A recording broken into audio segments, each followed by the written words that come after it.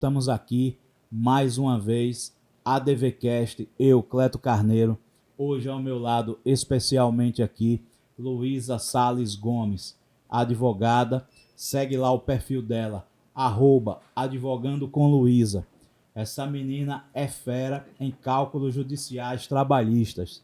Então, se você é advogado, conheça. Se você é advogado, advogada, conheça o perfil Advogando com Luísa no Instagram. Gente, estamos aqui novamente. Esse episódio é um oferecimento de ADV Coworkings, Coworkings para a advocacia. O seu escritório de advocacia está aqui com a gente. Salas para reuniões, cenários para fotos profissionais para você se posicionar nas redes e fortalecer a sua advocacia. Espaços para trabalho, para eventos, aulas, cursos, treinamentos, lives, podcasts. Beleza? Esse episódio é um oferecimento de Algin, o gin do Engenho Caraçuípe. Com certeza o melhor gin do Brasil. E olha que eu já bebi gin na minha vida. E esse certamente é o melhor. Então você que vai fazer a sua festa, casamento, formatura, até o batizado do seu bebê, serve um gin para os seus convidados. Casamentos aí de novo, formatura de novo. Beba gin, você que tem o seu restaurante, seu bar, compra esse gin, faz contato com a Caraçuípe e receba aí esse produto. Você pode baixar o aplicativo ADV Coworkings na App Store e na Play Store. E pelo aplicativo você reserva as suas salas de reuniões e conhece mais um pouco dos nossos espaços. Beleza? Segue a gente, ADV Coworkings, no Instagram e conheça um pouco mais desse coworking fantástico, exclusivo para a advocacia brasileira.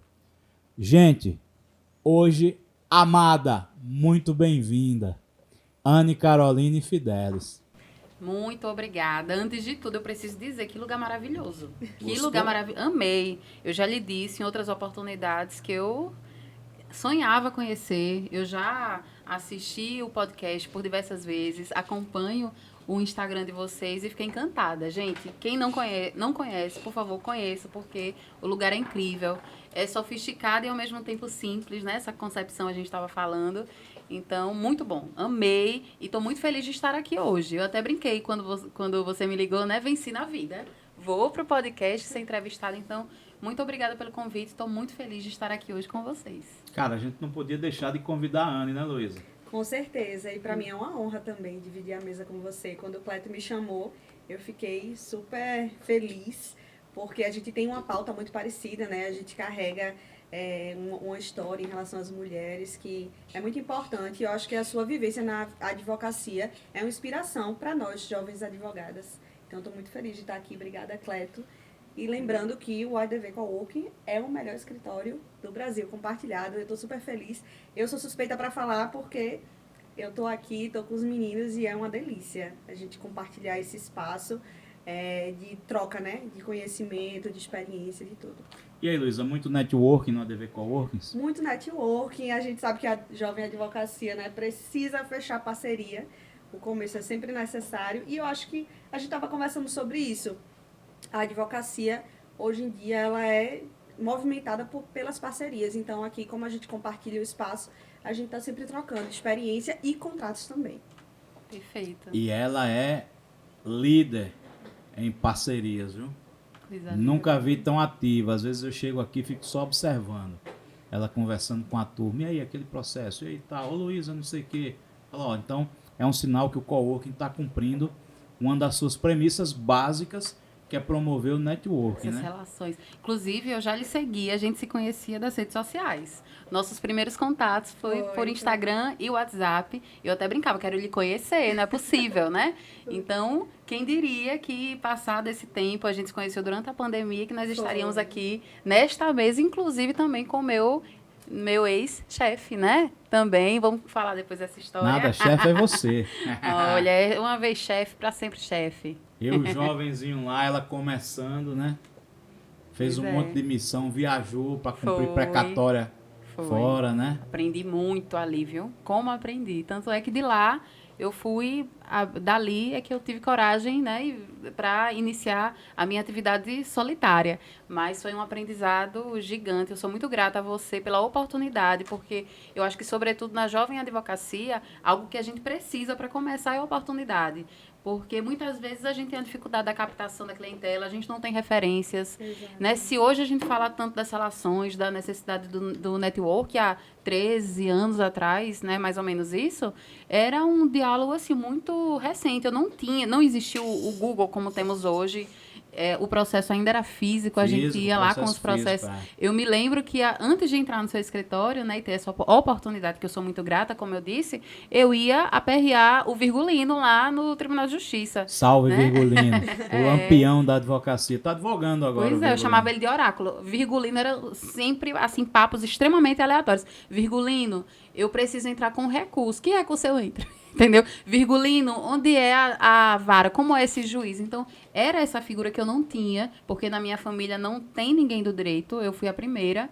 Então, a gente fica cavando essas relações, até mesmo para construir essas relações de confiança, para a gente não ter vergonha de perguntar. Exatamente. Porque, muitas vezes, no início da advocacia, um dos nossos maiores medos é de fazer uma pergunta tão boba a ponto de alguém dizer, meu Deus, como é que essa pessoa passou tantos anos na faculdade?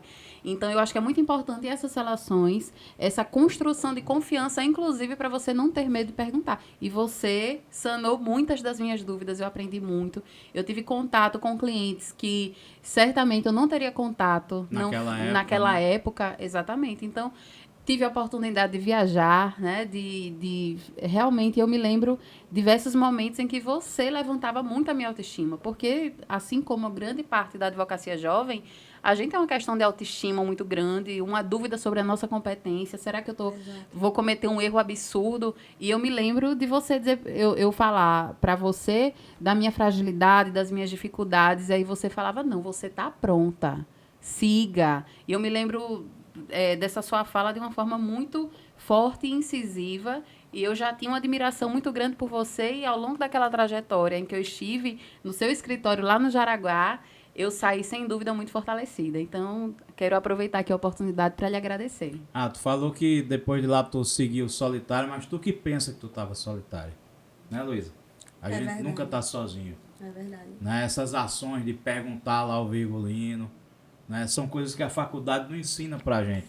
A faculdade não ensina a gente a se virar, a empreender, né? A tentar. A faculdade, ela mostra muito para você a figura do servidor público, do professor juiz, do professor promotor, né? Isso. Então, tipo, por isso que a grande maioria aí dos acadêmicos, a turma tem como meta fazer um concurso público sem saber nem se tem talento para aquela função ali que tanto deseja, né? Quantos talentos desperdiçados para a advocacia nós temos sofrendo num cargo público porque não tiveram a luz na faculdade, né? Alguém que acendesse os caminhos, uma disciplina como empreendedorismo, por exemplo, seria né? fundamental. Que mostre o mundo real para a gente, né?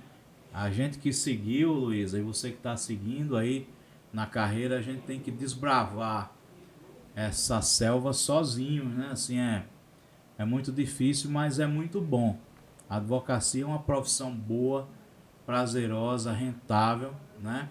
Às vezes tira a gente do eixo um pouco, mas É verdade. Mas é isso. Mas fala, e a amada, hein?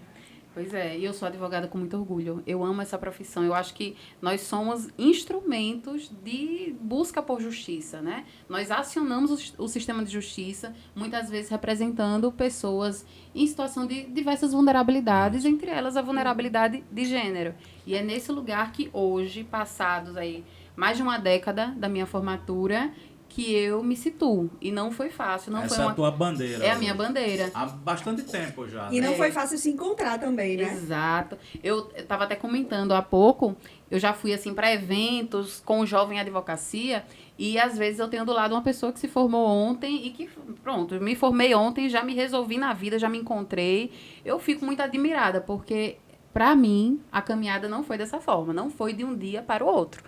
E, ao mesmo tempo, eu passei a compreender que eu preciso advogar e fazer do meu trabalho também algo alinhado com o meu propósito de vida. Perfeito. Por isso que eu sempre falo da importância de cada pessoa compreender qual é o seu propósito, porque a vida não é unicamente, né, trabalhar e pagar contas. A vida é cheia de propósitos. Exatamente. E, às vezes, entender a importância de deixar um legado no mundo, de contribuir com a mudança daquilo que você entende que é problemático. E desde muito jovem eu enxergo e enxerguei a desigualdade, sobretudo a de gênero, que é uma desigualdade que eu experienciei na minha casa, como um problema muito forte que marca a existência de todas as pessoas, não só das mulheres. Porque a desigualdade faz mal para todo mundo, para homens e mulheres, né? Causa um desequilíbrio no meio, né? Exatamente.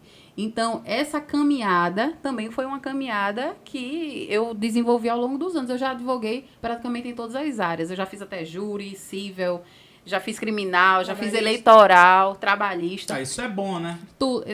Eu, no começo, eu até me classificava realmente como clínica geral, né? A gente sempre faz esse paralelo, mas eu comecei a não estar feliz. E esse não estar feliz não está necessariamente vinculado à questão financeira. Às vezes você até ganha um bom honorário, mas quando é algo que vai de encontro ao que você acredita, ao seu propósito, muitas vezes não lhe satisfaz da mesma forma.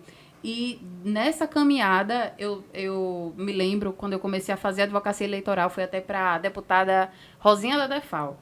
E eu fiz uma sustentação oral para ela, que foi muito exitosa, assim, a gente conseguiu, na época, queriam que ela tirasse o ADEFAL do nome, e a gente conseguiu, por unanimidade, reverter, inclusive, a decisão do relator. Para mim, foi muito marcante, enquanto advogada, em relação à autoestima, e isso me abriu outras portas. E, naquele período, a porta que me abriu foi o ocupar um lugar na Secretaria de Estado dos Direitos Humanos. Então, aquela mulher que já se entendia, não completamente, mas como uma feminista, e eu acho que é importante aproveitar para falar sobre isso, mas eu me vi num lugar importante de gestão pública. Então, eu comecei inicialmente com assessoria jurídica e comecei a pesquisar cada vez mais o tema e fui convidada para ser superintendente. E naquele momento foi realmente uma virada de chave. Aí tu passou a ver as políticas públicas aí de direitos humanos. Isso. Ver os problemas. Exatamente. Que acontecem a cada minuto, né? Exatamente. E de uma maneira macro, estratégica. Porque na nossa advocacia a gente tem muito contato com as desigualdades. Mas a gente se atém a casos concretos, talvez situações micro, considerando todo um contexto. E eu acho que é muito importante a gente entender, e a partir da visão da política pública, a gente acaba tendo essa percepção de que existem questões que são muito maiores do que cada uma de nós. E quando a gente entende sobre essas questões das estruturas sociais, questões estruturantes ainda, como racismo, como machismo, isso nos faz realmente colocar um oclinho, uma forma de ver o mundo de uma maneira completamente diferente.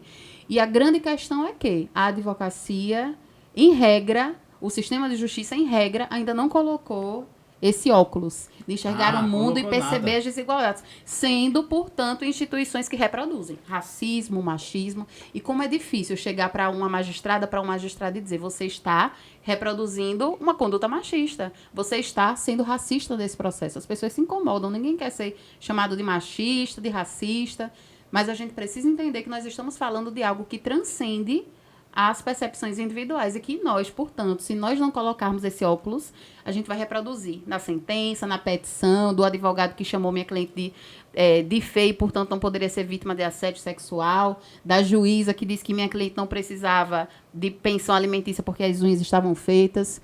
Então, é sobre isso, e foi nessa caminhada, eu acabei fugindo da pergunta, mas foi nessa caminhada, não depois... Não tem pergunta não, né? Vamos nessa, é isso aí mesmo. Eu acho que o sistema... A advocacia sim, ainda é uma profissão muito quadrada, muito machista, é racista, né? Assim, se tu chegar, por exemplo, quantos juízes, até colegas advogados vão te medir da cabeça aos pés se tu não tiver de terno. Que absurdo. Sabe, hoje eu detesto usar terno. Tem cara que vai no escritório todo quadradinho, parece o Bob Esponja. Sabe, passa o dia de terno. E aí, cara, qual foi o ato solene que tu fez? Pois terno, gravata.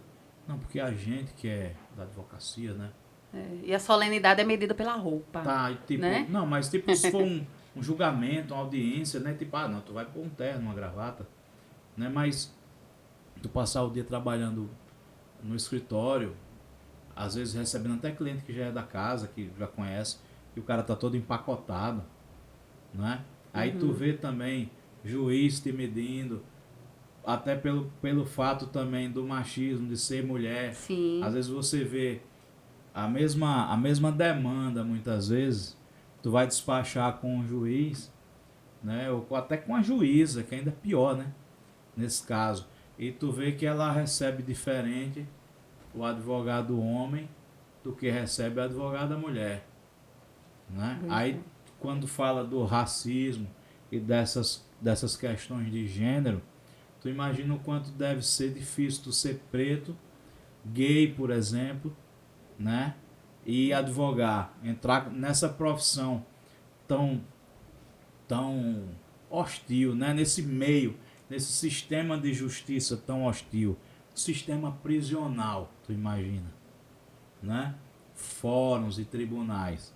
É muito difícil. Então é por isso que quando a gente estava batendo um papo sobre essa questão de feminismo, por mais que eu entenda, ou por mais que eu apoie, ou que eu defenda a igualdade, né? E, enfim, ou paridades que seja, mas eu não sinto a tua dor porque eu não calço o teu sapato. É tipo a dor do parto. Você pode ser o pai mais participativo, o cara que vai lá, que está na sala de parto, mas a dor do parto só quem sente é a mãe.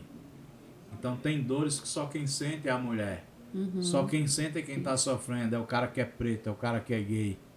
Né? Isso. É por isso que é tão desrespeitoso quando você desvaloriza a dor do outro ou da outra, porque você não sente. Não sente. Geralmente, pessoas que têm essa percepção, né, extremamente não empática, chamam a dor do outro de mimimi, de besteira. Ah, isso é frescura, para que isso? Isso é exagero.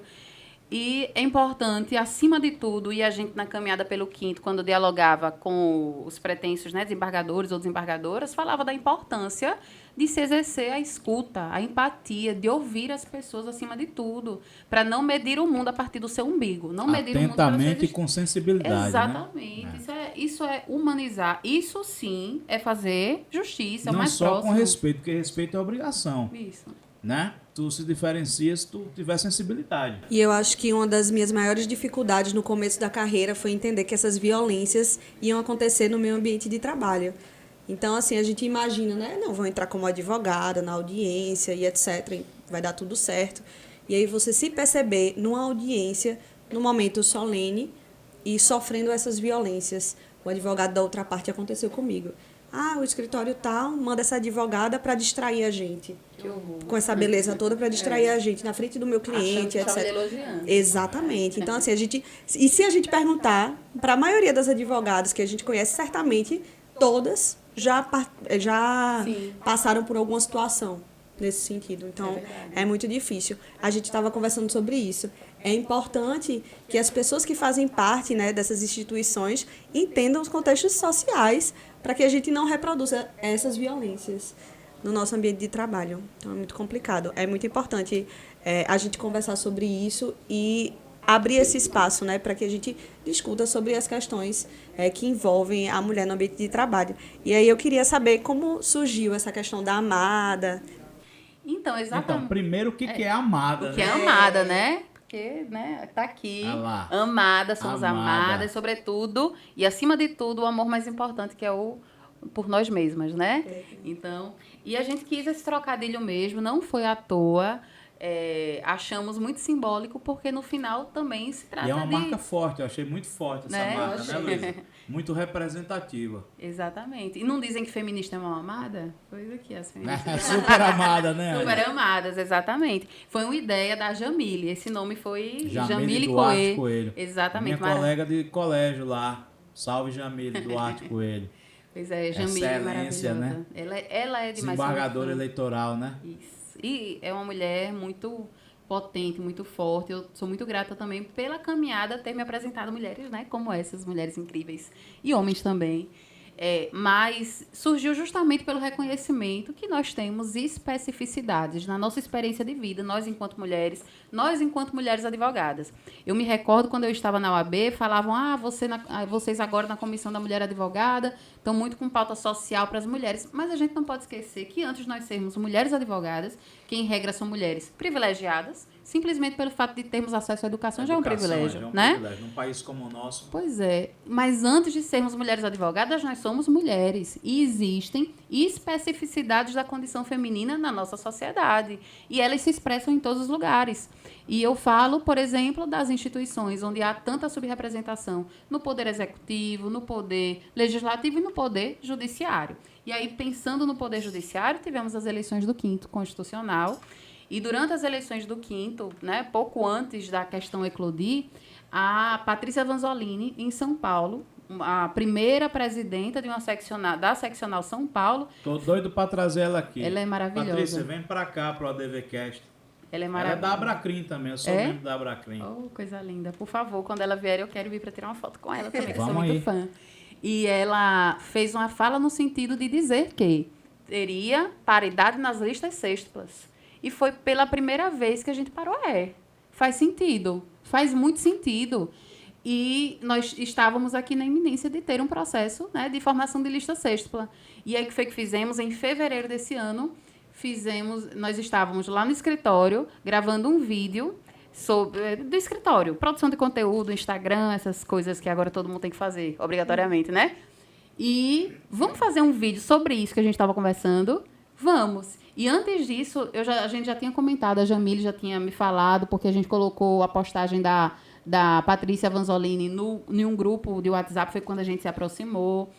E surgiu essa vontade, essa necessidade. Vamos colocar isso na mesa? Vamos fazer esse pedido? Ainda dá tempo, as eleições nem começaram. Então, nossa primeira providência depois do vídeo foi ir na OAB. Então, Alagoas foi o primeiro estado do Brasil a fazer um pedido formal para a inclusão da paridade na sua seccional. Antes disso, já existiam, sim, movimentos. Teve a Conferência Nacional da Mulher Advogada em Fortaleza, onde foi feito um abaixo-assinado, mas, neste período histórico, Alagoas foi o primeiro. Nós fomos o primeiro estado, né, após o pronunciamento de Patrícia Vanzolini, a fazer esse requerimento formal. Então, Alagoas foi o primeiro estado a requerer, mas também foi o primeiro estado a negar, né? E a gente ficou muito triste. Eu me recordo que nós tivemos uma reunião à época com o presidente Wagner, e nessa reunião ele falou que acreditava que não seria possível. E eu disse, tudo bem, a gente entendeu. Agora, infelizmente, estamos saindo aqui muito tristes, mas entendemos que não vai ser possível. Mas fique sabendo que a gente vai continuar lutando. E ele ainda... O fundamento dessa negativa foi o quê? O fundamento legal? Então, na hora... É o quê? Constitucionalidade, é o quê? Na hora, sim. Ele chegou a falar da constitucionalidade e eu disse... Olha, já existem milhões de precedentes sobre a possibilidade de ações afirmativas. Isso é uma ação afirmativa. Então, é absolutamente constitucional. E como é que pretende fazer? Olha, a gente entende que seriam as 3 mulheres mais votadas e os 3 homens mais votados, mas a gente está aqui dispostas, né, a construir com vocês. Queremos a partir de agora. Vamos fazer junto? E aí, tudo bem. Seguimos. Houve a negativa. O Wagner, na hora, chegou até a dizer que daria o apoio para nosso diálogo com o Conselho Federal. Ótimo, maravilhoso. Já que que ia ser criada uma comissão, que ia ter audiência pública, então a gente saiu com várias promessas nesse sentido. Fizemos até um vídeo na época. E saímos de lá empenhadas e, mais que isso, conseguimos o apoio da ONG Nacional Paridade de Verdade, que mandou um direct para a gente dizendo, olha, a gente apoia essa pauta de vocês. E aí a ONG Paridade de Verdade nacionalizou. E conseguimos agendar, com o apoio da deputada Tereza Nelma, à época, uma reunião na Câmara dos Deputados, com outras deputadas da bancada feminina. Assim como a Jamile Coelho organizou uma reunião nesse mesmo período com o TSE. E, fora isso, ainda outras advogadas de outro estado conseguiram uma agenda com as senadoras da bancada feminina também do lado do Senado. E fomos também para a porta do Conselho Federal, né? Eu vou lhe dizer que o lugar onde nós fomos mais mal recebidas foi no Conselho Federal. não fomos recebidas. A verdade é essa. Ficamos plantadas na frente do Conselho Federal. Isso deve ter deixado vocês perplexos. Foi né? terrível, Que foi é tipo terrível. em casa, né? O Conselho Federal é a casa da advocacia. Né? Exatamente. Ah, e teve um elemento que eu esqueci de dizer. Lembra que eu falei que durante a reunião foi falado do apoio que haveria para que nós fizéssemos a articulação nacional? Fizemos o requerimento para que nós tivéssemos pelo menos passagens. Pra gente, porque no final a gente estava fazendo algo que é de interesse, entendemos, Da classe. da classe. Das mulheres advogadas. Exatamente. Só que aí, no dia 8 de março, saiu o resultado da nossa OAB local dizendo que não daria passagem, porque já teriam representantes, Que seriam os conselheiros os federais. conselheiros lá. Ok, a gente ficou muito triste, ficamos revoltadas. Algum conselheiro federal comprou essa pauta, essa ideia? Não diretamente, não assim, formalmente. Tem alguma conselheira federal mulher? Tem a... É porque eu... Maria Alba? E tem a Cláudia também, sim. São duas só? Não, tem também eu acho que é Anne também, né? Anne é secretária-geral de junta. Mas, enfim, Mas sem querer. Não comprou. não tivemos, assim, não fomos abraçadas nessa pauta. E algo que era falado na época, falava-se sobre constitucionalidade também, é que, diferentemente de São Paulo, as eleições aqui eram diretas, né? E aí falavam, tudo bem, a gente pode até colocar a paridade, mas vai ter que ser eleição indireta, como se isso fosse um jogo... Para colocar em xeque aí a legitimidade da eleição. Tipo, ó, se a gente fizer isso, a gente vai diminuir o caráter democrático da eleição. Como Exatamente. Então, a gente disse de forma alguma, inclusive no nosso requerimento, deixamos muito claro que nós queríamos a paridade e eleições diretas, sem nenhum retrocesso, porque nós entendemos que as indiretas que tudo são seria retrocessos. Um avanço. Exatamente. E aí, outros estados, inclusive, alguns deles, a partir do nosso documento, que foi compartilhado nacionalmente, conseguiram. Um deles foi Pernambuco, que as eleições são diretas. A Vanzolini fez lá também, em São Paulo? Também já existe, só que em São Paulo as eleições são indiretas. Então, o Mas argumento... já foi nomeado alguém lá para desembargador? Eu não sei lhe dizer, mas é algo fácil da gente pesquisar aqui. Mas o fato é que já existiu formação de lista sextupla com paridade pelo Brasil. Já existiu. E no Brasil todo já tem 6 seccionais com paridade. Além disso, o pedido no Conselho Federal ainda não caminhou. Nós participamos da construção do documento junto ao Conselho Federal e não pedimos apenas paridade, também pedimos as cotas raciais. E em Alagoas, nós fizemos o pedido formal pela paridade e dialogamos também com movimentos, né, negros, e especialmente na pessoa da doutora Sandra Gomes, que fez o requerimento para inclusão da paridade na lista, das cotas raciais na lista sexta, porque entendemos que era fundamental que houvesse, né, também adotou recentemente também. Então, perceba que nós conseguimos aquilo que naquele período, lá em fevereiro, Alagoas tinha a oportunidade de ser o primeiro do Brasil, perdeu a oportunidade. E todos os argumentos... De, tipo, ficar na vanguarda e exatamente, ia ser lindo. Estados, né? Não ia ser lindo? Ia ser perfeito. Alagoas, primeiro estado a adotar paridade na lista sextupla. E aí, olha só que irônico e que interessante. O medo era ter paridade e mulheres menos votadas estarem na lista sextupla. O que foi que aconteceu ao final? A gente não conseguiu a paridade, inclusive apresentamos recurso, esse recurso nunca foi julgado e a gente decidiu, né, na época, não judicializar para não interferir no pleito e tudo bem, vida que segue, e começamos o vote nelas. E aí, o que foi que aconteceu? Nós tínhamos 3 mulheres na corrida. Dessas 3, 2 entraram na sextupla. Então, a gente quase conseguiu a paridade de maneira orgânica. Não teria sido muito mais lindo se a gente tivesse conseguido a paridade? Só ia alterar um nome no final, na formação da lista sextupla, e Alagoas estaria na história. E a gente sempre diz isso. Precisamos entender que história não é apenas um ato, um fato, mas é também uma oportunidade. E Alagoas perdeu a oportunidade de fazer história. E eu digo isso com muita tranquilidade, com muita convicção, porque os fatos estão postos. Inclusive, na época, eu já tinha um Instagram chamado Advogadas de Alagoas há muitos anos, e a gente foi colocando tudo lá, foi inserindo lá. E durante a caminhada pela paridade e depois do voto nelas, muitas mulheres advogadas chegaram até mim, chegaram até nós, e a gente foi crescendo. E a gente foi engrossando, vamos dizer assim, o pleito de muita gente vendo a verdade, porque eu sempre digo, olha, quando as pessoas vivem sem propósito, elas desconfiam daquelas pessoas que vivem com. Então, durante a caminhada, eu ouvi muito, a Anne está fazendo isso porque quer se candidatar a deputada. Até isso eu ouvi. Eu ouvi também, Ouviu? eu ouvi. A Anne está fazendo isso. Enfim, eu ouvi inúmeras teorias da conspiração. mas Ela está fazendo isso porque ela está apoiando uma candidata e ela Eu, quer... inclusive, respondi, mas é legítimo. Se ela Se quiser. fosse, qual o problema? Qual é a ilegalidade nisso? E eu enxergava isso, eu sofri muito ao longo da caminhada, porque eu enxergava isso como um desrespeito à minha história.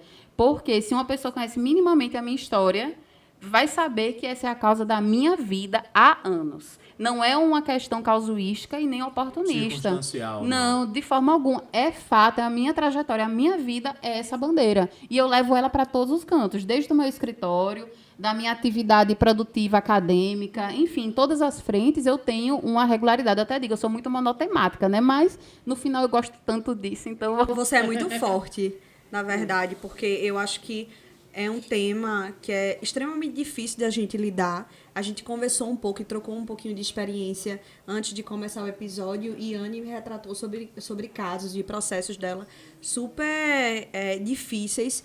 E eu compartilhei também com ela algumas experiências que eu tive recentemente de dois processos de família e que envolviam essa questão da mulher. E, assim, foi muito difícil para mim, sabe, Cleto?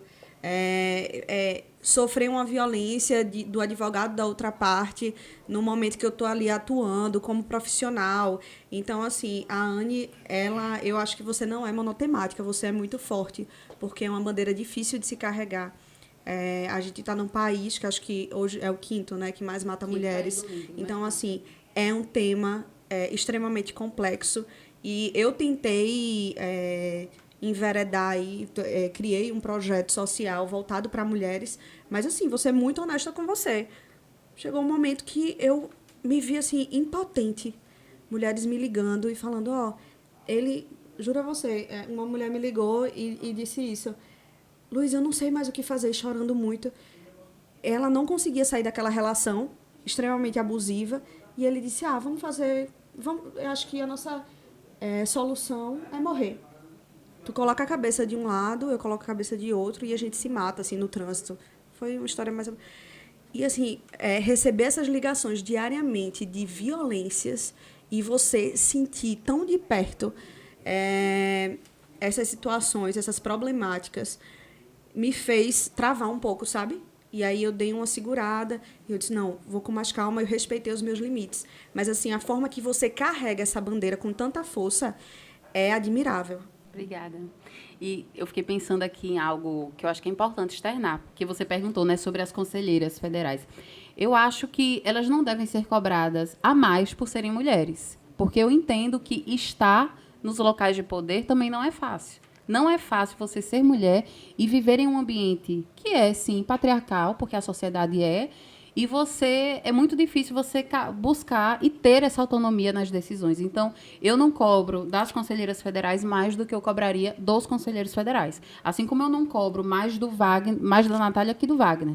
Eu acho que estão todos inseridos em um ambiente de poder onde todos são fundamentais. Tipo, natural para você seria, por exemplo, os conselheiros homens todos receberem vocês e tal, e chegar nas conselheiras mulheres e falar, chegou isso daí e tal... Vamos, de repente, colocá-las à frente. Não, eu acho que, independentemente... E lá apoiando e tal. Isso. Eu acho que, independente do gênero, dos conselheiros e conselheiras, eles precisam entender que a nossa pauta é essencialmente democrática, independentemente de se tratar de uma representação feminina ou masculina, mas eu exijo e cobro, como eu cobrei, de todos e todas da mesma forma, porque eu entendo que essa nossa pauta é uma pauta que deve ser tida como uma pauta de todas as pessoas. E, ao mesmo tempo, eu não gosto de criar requisitos extras para as mulheres estarem no poder. Por que só a mulher deve levantar bandeiras feministas? Eu acredito que essa é uma bandeira que deve ser levantada por todos e todas. Então, tanto os conselheiros federais, as conselheiras da seccional, o presidente, a vice, eu entendo que deve haver um compromisso. Agora, eu sempre falo que os nãos que são dados na caminhada são o critério da verdade em relação ao compromisso que tem com essa pauta. Exato. Se você tem a oportunidade de dizer sim, seja homem ou mulher, e você ostenta essa essa bandeira, inclusive, em momentos políticos eleitorais, você tem que ter coerência. A coerência, ela é fundamental, sobretudo das pessoas que estão ocupando espaços de poder. Se você fala que você é progressista e você tem a oportunidade de dar uma decisão que significa progresso, eu não tenho dúvida que a paridade é um bom exemplo disso, se você não agiu de acordo com o que você ostenta, você está sendo incoerente. E foi dessa forma que eu enxerguei essa caminhada. E foi dessa forma também que muitas mulheres também se aproximaram. E eu vejo que, ao longo da caminhada, a gente se fortaleceu muito. Seja enquanto mulheres que estavam ali buscando aquele espaço de poder, seja as mulheres que estavam ali genuinamente apoiando e compreendendo a sinceridade da luta, a coerência da pauta, a importância. Porque o fato de você ser mulher não faz com que automaticamente você seja uma defensora das causas femininas ou feministas, né?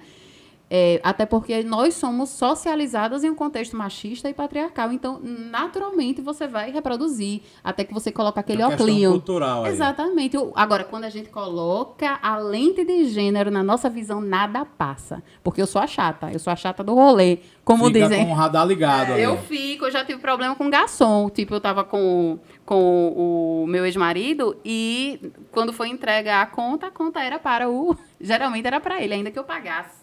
Isso é uma questão de gênero muito simbólica, muito simples, mas é também representativa em relação à forma como a sociedade enxerga homens e mulheres. Então, depois que a gente coloca essa lente, você acaba tendo um olhar diferenciado para essas questões. Engraçado, mas é libertador. Hoje eu estou observando, foi legal esse tema aí do garçom, porque eu tenho observado, existe ainda de entregar para mim, quando eu saio com a minha esposa, por exemplo. Mas eu observo muitas vezes o cara pondo na mesa. Pessoal, tá aqui a conta. Pá, aí põe na mesa. Servir o vinho também, hoje em dia, eles perguntam quem vai degustar. Isso. Antes servia o homem, exato. Exatamente. Então, e a Amada surgiu nesse contexto. Aí a Amada é uma associação. A Associação das Mulheres Advogadas de Alagoas. Tu é a presidente? Sim. Fez a assembleia, fizemos todo o protocolo necessário e a gente está justamente nessa caminhada na busca por associadas. E a gente tem conseguido, felizmente, muitas advogadas estão chegando até nós. A gente tem um grupo de WhatsApp que já tem quase 90 advogadas. E isso, para mim, é muito significativo porque elas estão realmente interessadas. Então, qual o requisito para se associar? Ser advogada. E os advogados também podem fazer parte, mas não podem se incomodar com o feminino. Afinal de contas, nós mulheres sempre fomos apresentadas pelo masculino, voz né? E voto ou só voz ou não tem nada? Ele pode participar e pode ter voto. Tipo, Ele só não pode fazer parte da diretoria somente. Mas ele pode sim, com certeza. E, como eu disse, o feminino, o fato de estar no feminino não deve ser um problema para a presença dos homens, tal qual nós estamos o quê? Na ordem dos advogados do Brasil, e somos advogadas. Inclusive, um pleito que nós temos é que haja a mudança, né? Ordem da advocacia brasileira, por que não? Né? Sobretudo, é mais que razoável. Não né? Exatamente. E a gente até fez uma postagem recentemente sobre o quanto a palavra tem poder. E o poder também se expressa até na gramática. Parece, né? Alguém vai dizer que é besteira isso, mas é tudo muito... É a velha lente e o quanto a gente vai se debruçando sobre essas questões e entendendo que até isso é importante. Parece besteira, mas não é. E como é que a galera faz para se associar na Amada? Nós temos um Instagram. Tem um critério, tipo, pede para se associar, a diretoria avalia, como é que é isso aí? Então, sim, nós fazemos um cadastro e nesse cadastro nós fazemos algumas perguntas sobre se é advogada, né, qual o número da OAB, enfim, perguntas básicas sobre essa condição e precisa ter 3 advogados que já compõem a associação como referências também para participar. Tem que ter uma chancela ali de uma alguém chancela. Exatamente. Para não entrar assim, só porque é da advocacia entrou. Isso, exatamente. Simplesmente isso. E até porque também acho que essa chancela tem a ver com comprometimento com a temática, com a causa, com os propósitos, com os objetos sociais, né? Exatamente. Da associação, né? Exatamente. Tu me admite como associado? Sim, com certeza. Você será será amada também. Serei amada também. Também, exatamente. Acredito. E aí, Lulu, vamos entrar na Amada? Com certeza. A Luísa já foi intimada. Já sabe, né, Luísa? De referência de 3 Eu preciso vou de assinar. referência de Pronto, 3 já tem duas associados, aqui. né? Exatamente. E interessante que ao longo da luta pela paridade, ainda que nós não tivéssemos a nossa formalização instituída, nós já nos apresentamos como coletivo. E como coletivo a gente conseguiu muita coisa. Ainda que nós não tenhamos conseguido a paridade da lista sexta ainda, né? A gente fez audiência Mas pública. isso aí é meio que uma tendência, né, Anny? Né? Tipo, Exatamente. porque começa no movimento que foi, Eu tô- na negativa que teve, na Exato. viagem lá. Eu tô torcendo que Alagoas, já que perdeu a oportunidade de ser o primeiro, não esteja querendo ser o último, né? Não fique sempre na retaguarda, favor. lá sendo vista pelo retrovisor, né? Exatamente. Da história. E veja que ao longo do caminho a gente participou de grandes momentos, conseguimos fazer uma audiência pública na Assembleia Legislativa, através da deputada Jó Pereira, à época, Jó que é advogada que é também. advogada né? também, e que também é amada. E fizemos também, participamos de reuniões com vários representantes do poder legislativo local, e levamos essa pauta para vários espaços, porque ainda que eu me lembro que na audiência pública teve uma fala que foi feita dizendo, por que vocês querem paridade se não existe paridade em outros lugares, como o próprio Poder Legislativo? Mas a gente sempre fala que a OAB é a nossa casa e precisa ser um farol para a sociedade. Não, a gente não pode justificar o nosso Um erro não não dever de justifica o casa. outro, né? Exatamente. Eu Que vou a dizer, OAB sempre você não teve. faz o seu dever de casa, então eu não vou fazer o meu. Faça o seu dever e seja exemplo, Pois seja é. inspiração. Na E a verdade, OAB sempre teve esse papel, né, na sociedade de ser farol, né? perfeito. De Exatamente. anos pra cá, assim, talvez até eu, que já vou fazer 20 anos de advocacia, talvez não tenha vivenciado aquela OAB de vanguarda, sabe? Aquela OAB que, por exemplo, assinou o impeachment do Collor. Um alagoano, Marcelo Lavené, que era presidente do Conselho Federal, presidente da OAB Federal, né? Que aquele impeachment, vou até reproduzir uma frase que eu já falei aqui, aquele impeachment é cheio de personagens alagoanos. Collor, que era o presidente, Marcelo Lavené Machado, que era o presidente do Conselho Federal, que assinou o impeachment, né, que protocolou e foi em frente lá, e o Nabor Bulhões, que foi o advogado do Collor.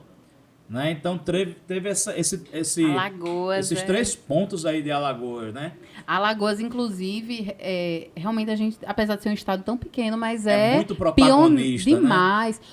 Só a título de exemplo, algo dentro das políticas públicas. Alagoas foi o primeiro estado a ter uma Secretaria da Mulher, sabia? Ah, o que primeiro legal. do Brasil. E a primeira ministra da Mulher do Brasil foi também alagoana. A secretária da Mulher foi a Wanda Menezes, uma mulher negra, incrível. Recomendo muito as pessoas que conheçam a história dela. E a ministra, né, secretária com status de ministra foi a Solange Jurema. Então, perceba o quanto nós somos realmente pioneiras e pioneiros. Nós somos um Estado. E nessa situação da paridade, posso dizer com muita tranquilidade que nós, mulheres advogadas do Estado de Alagoas, fomos pioneiras. E nós inspiramos o Brasil para que tivesse paridade em tantas seccionais pelo nosso Brasil. Participamos do documento nacional. E essa não é a nossa única luta, essa não é a nossa última, muito pelo contrário.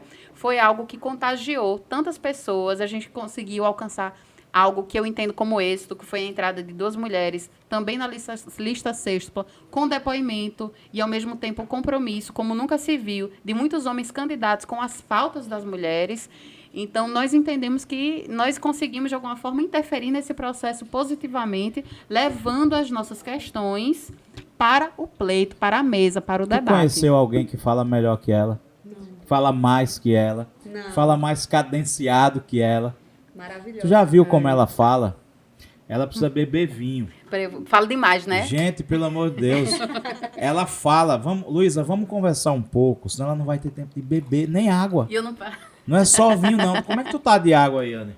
vou beber. Vamos abastecer água aí. Mas foi a partir dessa fortaleza da eleição do quinto que vocês entenderam que havia necessidade de criar a associação? Sim. Entendi. Porque quando nós somos um coletivo, ainda que nós sejamos um coletivo e nós, enquanto cidadãs, enquanto advogadas, tenhamos legitimidade, mas enquanto associação nós temos muito mais. A gente vai expedir nossos ofícios, vamos fazer nossos eventos, vamos participar dos espaços com muito mais Vamos organização. pedir utilidade pública. Vamos errar menos. Por quê? Quando nós não temos os papéis definidos, a gente se trumbica, a gente erra, a gente se atrapalha, porque não está definido. A gente foi aprendendo conforme aquela história, está trocando o pneu do carro com o carro andando. A gente foi aprendendo a ser coletivo, andando em coletivo. Mas, enquanto associação, a gente tem papéis definidos, a gente tem as competências bem organizadas. O meu papel de liderança foi algo que foi acontecendo de forma orgânica, porque, como eu disse, essa é a pauta da minha vida. Mas nós temos a oportunidade, enquanto coletivo, enquanto associação, de também estimular a liderança feminina, de trocar muito, porque uma coisa que a gente faz direto é se encontrar. A gente se encontra muito, a gente conversa muito, a gente fala sobre as nossas dores. Eu aprendi, inclusive, que quando a gente conversa com os homens, não é o papo da militância que convence, não. Não são as nossas dores, porque eles não sentem como você bem colocou. O que a gente tem que levar para debater com os homens, isso serve para a gestão pública, isso serve para os processos, é falar de dados, de números, de trazer a questão de maneira objetiva para que compreendam que essa pauta ela é interessante, ela vale a pena, inclusive para os candidatos ao longo do quinto, porque a gente extraiu deles quais são seus compromissos com as mulheres. Entendeu? Então, ele precisava entender que nós somos a maioria do eleitorado, seja nas eleições que estão aí se avizinhando, seja no quinto. Então, olhe para a gente e olhe para as nossas demandas específicas, porque a gente só vai votar em você se você considerar as especificidades da nossa realidade. É interessante essa pauta aí, muito interessante. No quinto, a gente caminhou com um candidato, né? E a gente fez questão de construir um caderno próprio para mulheres. Muito bom. Porque, assim, cara, a gente tem que ser empático, né? A gente tem que ser sensível, a gente tem que escutar atentamente, a gente tem que olhar para cada um de nós e perguntar qual a nossa dor enquanto advogada, enquanto advogado, e perguntar para você qual a sua dor enquanto advogada, né? Tipo, eu vou eleger um desembargador, beleza. Mas qual o desembargador que você espera? Né? O que é que você espera que ele faça quando estiver lá? Né? Eu, homem, é mais geral. E você, mulher, que é mais específica? Né? E nós criamos um caderno próprio para mulheres, né? Foi muito bom. Inclusive, você falou na Jó. Eu estava lá no dia da eleição do quinto, pedindo voto para o meu candidato. E eu vi a Jó e falei com ela, falei, Jó, dá um voto no meu candidato que nós somos amigos das mulheres, que ela tava com uns adesivos de umas mulheres, né? Isso. Aí eu falei, porra, dá um voto na gente também, que nós somos amigos das mulheres. Nós estamos com elas, nós apoiamos elas e tal, né? Perfeito. Tanto que a gente, na nossa caminhada, a gente não defendeu o voto único, né? Perfeito. A gente, sempre que fazia visita, a gente falava, ó, vocês vão receber visita de muita gente boa, vocês vão receber visita de mulheres candidatas. É importante também que vocês votem nelas. Elas vão chegar aqui, escolham, né? Coloca a gente na lista de vocês. Ou seja, não é vota em mim, é coloca a gente na tua lista. Perfeito. Né? Porque vem elas aí também. E como foi bom ver isso, esse caderno com propostas específicas para as mulheres, para nós foi maravilhoso. Tenho certeza que foi critério de decisão para muitas mulheres que entendem a importância dessa pauta e ficamos muito felizes exatamente por esse tipo de postura que quando a gente dialoga com mulheres advogadas que participaram de outros pleitos e dizem, olha, a gente nunca viu essa pauta tão viva, tão forte, o quanto as mulheres estão unidas e fortalecidas. Se preocupa muito com isso. Nessa eleição do quinto, por exemplo, eu acompanhei a apuração até o último voto, né? Do primeiro ao último. Foi mesmo. Então, a gente não dormiu. Nada, presencialmente lá. Fui sair do apuração mais de meio-dia. Então, a gente acompanhava, tipo, a cédula. Aí tinha mulher, fulano, mulher e o nosso candidato. Só deu certo. A gente conseguiu furar a bolha. A gente conseguiu acolher essa mulherada. Né? A gente conseguiu entrar em Bluetooth com elas. Perfeito. Né? Porque a gente tinha voto delas, que votavam nas 3 candidatas mulheres e na gente. Nas 3 e na gente, nas 3 e na gente, nas 3 e na gente. Isso. Como voto de criminalista, você conhece. Criminalista e a gente. Criminalista e a gente. Então, a vida é a arte de furar bolhas, né? Isso. E de se misturar. Né? A gente precisa se misturar. Né? O mundo hoje ele é uma grande mistura, né? Que isso eu acho que vem com a globalização. Tipo, eu fui a São Paulo há pouco tempo E as pessoas, você é de Alagoas, você é de longe, né? Falei, não, eu estou a 2h30 daqui. Eu estou muito perto. Verdade. Tipo, eu estou mais perto de São Paulo, perto, no fator temporal, do que de Recife, né? Eu consigo embarcar aqui na aeronave e chegar em 2h30 em São Paulo. Então, eu posso, inclusive, na advocacia, isso é importante para quem é jovem advogado, é jovem advogada, fure as bolhas. Se alguém lhe perguntar, você topa uma parada em São Paulo? Topo. Você topa no Rio Grande do Sul? Topo. Em qualquer lugar. Porque a gente globalizou o tempo, a informação, o transporte, né? Você consegue estar a qualquer lugar em poucas horas, né? Então não deixe que esses fatores territoriais lhe afastem, né? Se você não consegue, procura um parceiro, mas nunca deixa de alcançar o cliente que está aqui, Perfeito. né? São as tais crenças limitantes, né? As crenças Que limitantes. a gente não pode realmente sucumbir. E quando a gente pensa nas crenças limitantes, novamente fazendo recorte de gênero, quais são as crenças limitantes que nós, mulheres, somos socializadas, né? Fazem com que nós acreditemos ao longo da vida. E uma dessas crenças limitantes, muitas vezes, é compreender e achar que o espaço público não é nosso. E isso explica muito a ausência de mulheres nos espaços de poder. Né, fazendo um link, né, porque me remeteu imediatamente o que me limitou ao longo da minha trajetória enquanto mulher, enquanto advogada. E, sem dúvida, as crenças de gênero que somente nós experienciamos foram algumas que me limitaram. Sim. Então, quando a gente fala de feminismo, quando a gente fala sobre a união de mulheres, a gente está superando as crenças limitantes. E dizer que política, a gente também gosta de política. Eu adoro política. Amo participar dos processos eleitorais, dos processos decisórios, da formação das políticas públicas. E outra coisa, participou de fodeu. Né? Acabou. É apaixonante. Você não para mais. É quando você entende, poxa, é por aqui que a mudança acontece. É né? aqui o caminho. Quando você tem essa percepção, você vicia. Anne, e uma dica para todos os políticos, para todas as políticas. Quem quer estar na política tem que ter uma bandeira, seja ela qual for. Tem exemplo aí de carinha que foi candidato a, sei lá, deputado. Gastou milhões e não se elegeu. Por quê? Porque ia pro guia eleitoral. Olá, eu sou o Zezinho, sou candidato a deputado estadual. Conto com o seu voto. E achou que era só gastar dinheiro. Não é.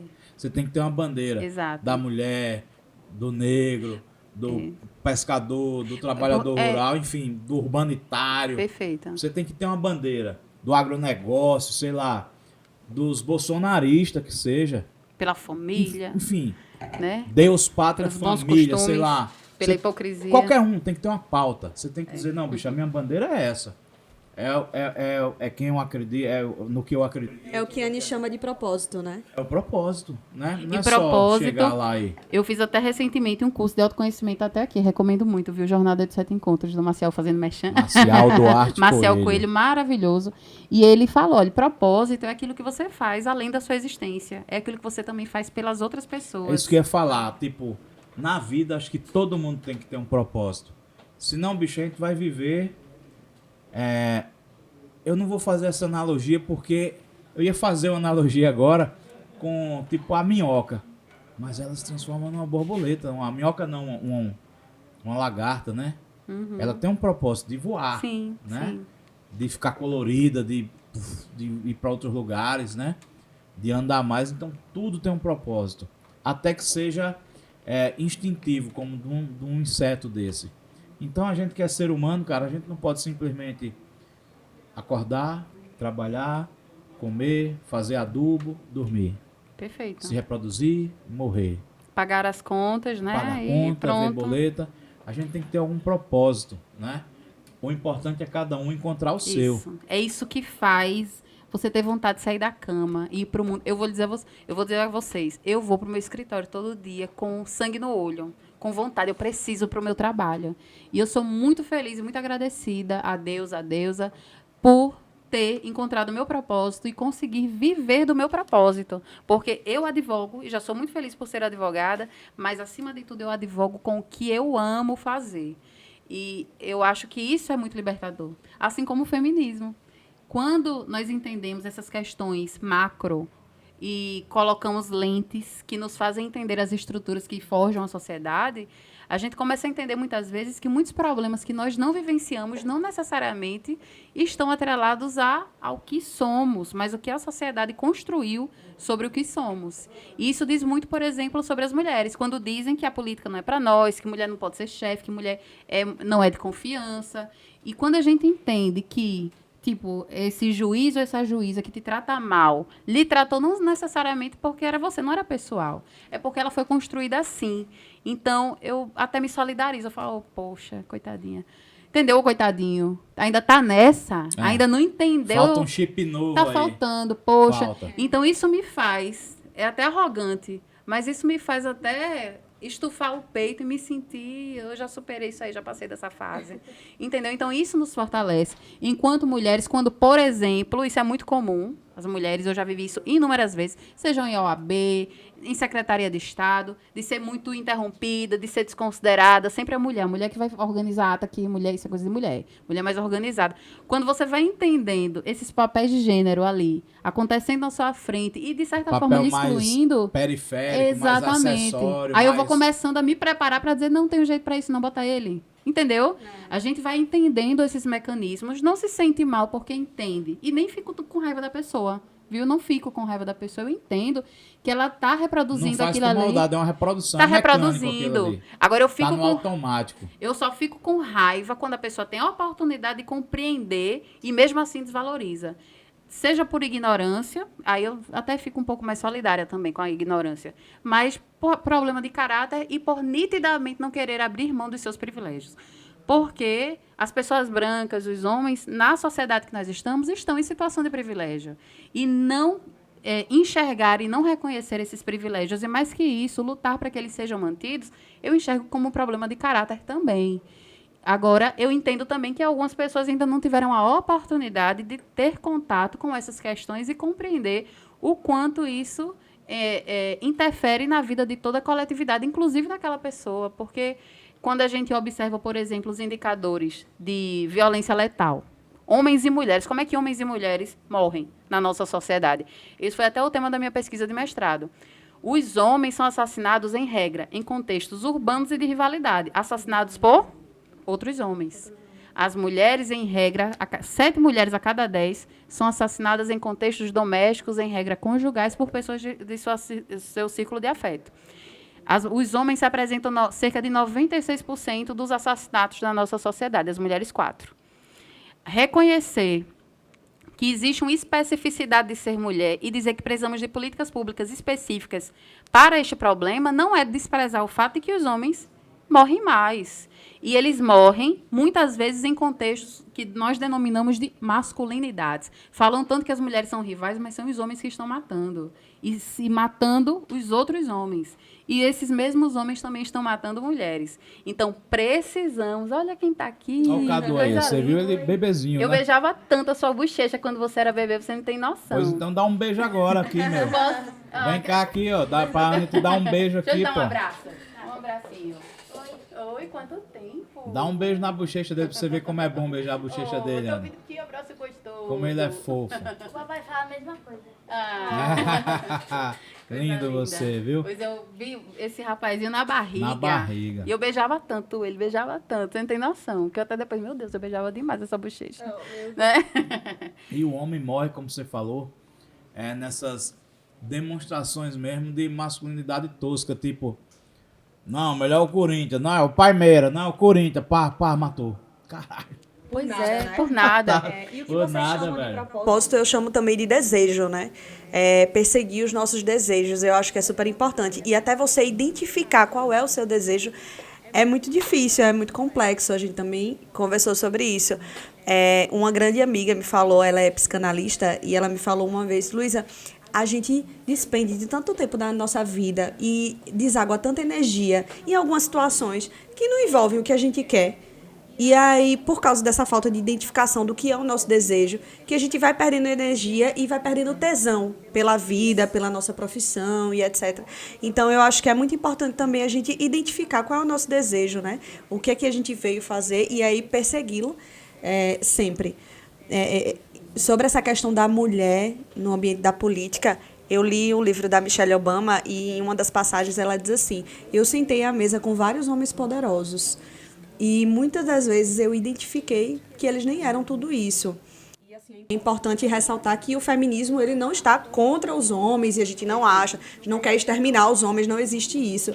Não é o feminismo não é o oposto do machismo, né? O que a gente entende como oposto do machismo se chama de feminismo. Mas, assim, a gente entende que aquele espaço político é destinado aos homens. Por quê? Quando a gente enxerga ali estatísticas, quando a gente olha para o Congresso e etc., majoritariamente são homens. Hoje eu fui almoçar. A gente não se vê. Hoje eu fui almoçar no restaurante daqui, que tem muita reunião política. Metade do restaurante estava ocupado por homens discutindo sobre política, fazendo a campanha, enfim, para o governo do Estado.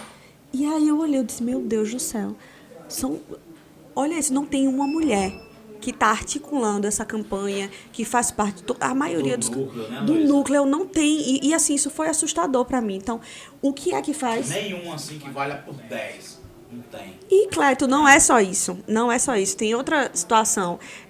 Eu vi, já faz um tempinho, que eu acompanhei uma pesquisa que falava que, eu vou trazer uma porcentagem aleatória, mas é mais ou menos o seguinte: o homem, para ele se sentir confiante para ocupar um cargo de liderança, ele só precisa se sentir 40%, vamos dizer.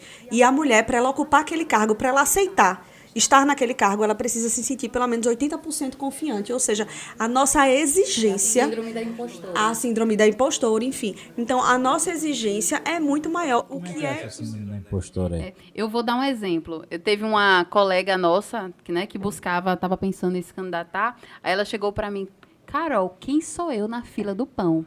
Aí eu olhei para a trajetória, para o currículo dessa mulher. Rapaz, tu é a dona da padaria. Você não está enxergando, não, a tua história, o teu compromisso. E eu percebo que essa questão sobre entender que é capaz de ocupar aquele espaço é, sobretudo, uma questão que nós vivemos. A confiança do homem, sobretudo o homem médio, branco, é uma confiança gigantesca e tem muito a ver com isso que a Luísa acabou de colocar. Tem até um livro que eu recomendo muito que se chama Clube da Luta Feminista. Aí ela faz um paralelo a um livro americano que ela fala do John.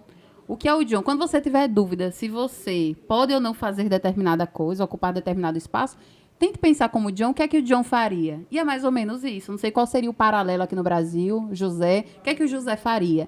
Então, isso é um parâmetro. E a síndrome da impostora é nessa pegada de você achar que, ainda que você tenha muito currículo, ainda que você tenha toda uma trajetória, ainda que você tenha um trabalho prestado, você achar que ainda não é o seu momento, que você ainda não está preparada. Fora que ser mulher na nossa sociedade ainda nos impõe outras demandas que, em regra, os homens não têm. Eu falo, por exemplo, da própria questão dos cuidados familiares, dos filhos, da mãe, do pai, a divisão sexual do trabalho, as demandas domésticas. Na maior parte das famílias, quando tem uma viagem para fazer, quem é que arruma a mala? Né? A mulher. É a mulher, arruma a mala dela, dos filhos e do marido. E no final ainda é chamada de atraso. Também você demora muito, atrasou, olha aqui, vamos pegar a estrada. Então, são questões aparentemente muito simples e simbólicas, mas porque são tão normalizadas que as pessoas não se dão conta do quanto isso interfere na vida das mulheres, inclusive na ocupação do espaço público. Se você está tão atolada de trabalho no espaço privado, você vai pensar 1000 vezes quando surge uma oportunidade no espaço público, porque você tem muitas responsabilidades.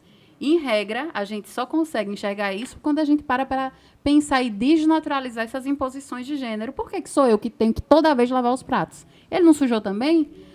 Porque só eu é que tenho que arrumar essa mala. Então, quando a gente fala do feminismo, a gente está falando também de não normalizar essas desigualdades que trazem consequências diretas na vida de mulheres e de homens. Entender que esse trabalho não remunerado, porque esse trabalho que a gente chama de trabalho de cuidado, trabalho reprodutivo, ele é um trabalho. Mas é esse trabalho que, quando pergunta muitas vezes para aquela mulher que tem esse trabalho, ela diz: mas eu não trabalho. Como é que você não trabalha? Trabalha até demais, né? Trabalha muito. E as mulheres estão indo para os espaços públicos. Que bom, maravilhoso, porque a gente ama participar. Eu não imagino como seria a minha vida se eu não pudesse participar. Se eu tivesse atolada nas demandas domésticas, eu seria infeliz, não nego. Mas os homens não estão indo para dentro de casa dividir esses trabalhos. E qual é o impacto disso? É uma questão de solidariedade, homens, que ainda não entenderam o impacto disso na vida da sociedade. O trabalho reprodutivo não remunerado é aquele trabalho que, quando a gente chega na audiência no divórcio, quando a gente coloca a necessidade da pensão por conta do fato daquela mulher ter se dedicado quase que exclusivamente aos trabalhos reprodutivos, que alguém diz, mas você pode trabalhar ainda, você é jovem, bonita, você não precisa de pensão. E todos os anos em que ela teve que se dedicar, isso praticamente exclusivamente aos trabalhos reprodutivos não remunerados, não considerados em termos previdenciários, e que ela não tem como voltar atrás. Então, quando a gente fala, por exemplo, do reconhecimento do trabalho reprodutivo, a gente também está falando sobre o quanto isso impacta na ocupação dos espaços de poder, no mercado de trabalho. É a mulher que, quando é entrevistada, o pessoal do Recursos Humanos pergunta, você tem filhos?